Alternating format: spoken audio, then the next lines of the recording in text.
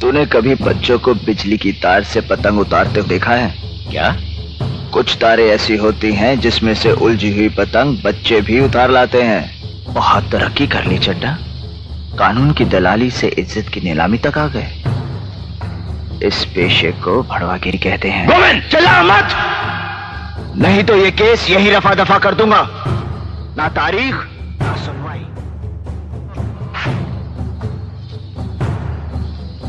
चड्ढा समझाओ इसे, समझाओ। ऐसे खिलौने बाजार में बहुत बिकते हैं, मगर इसे खेलने के लिए जो जिगर चाहिए ना, वो दुनिया के किसी बाजार में नहीं बिकता। मर्द उसे लेकर पैदा होता है, और जब ये 2.5 किलो का हाथ किसी पर पड़ता है ना, तो आदमी उठता नहीं, उठ जाता है। तो अगली तारीख दे ही दी जाए।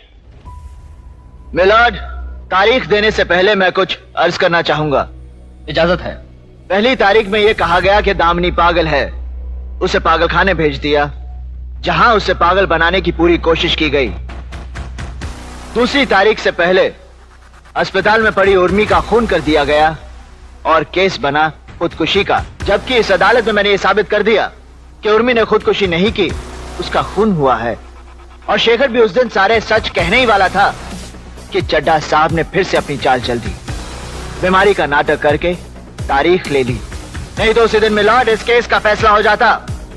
और आज आप फिर से तारीख दे रहे हैं। उस तारीख से पहले सड़क पर कोई ट्रक मुझे मारकर चला जाएगा और केस बनेगा रोड एक्सीडेंट का।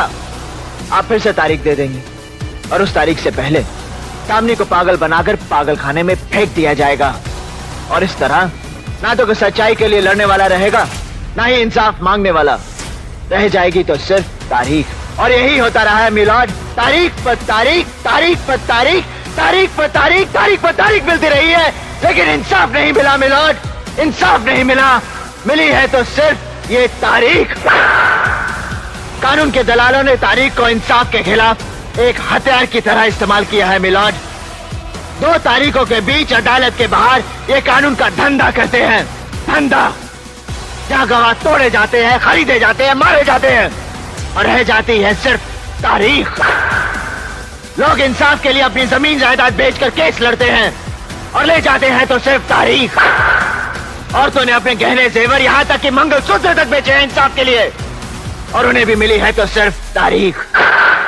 महीनों सालों चक्कर काटते काटते इस अदालत के कई फरियादी खुद बन जाते हैं तारीख, और उन्हें भी मिलती है तो सिर्फ तारीख।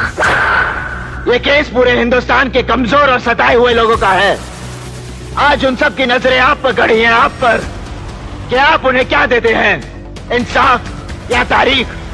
अगर आप उन्हें इंसाफ नहीं दे सकते तो बंद कीजिए ये तमाशा, उखाड़ फेंकिए इन कटघरों को, फाड़ दीजिए, जला दीजिए इन कानून की किताबों को, ताकि इंसाफ के ऐसे चक्कर में और लोग तबाह ना हो, बर्बाद ना हो।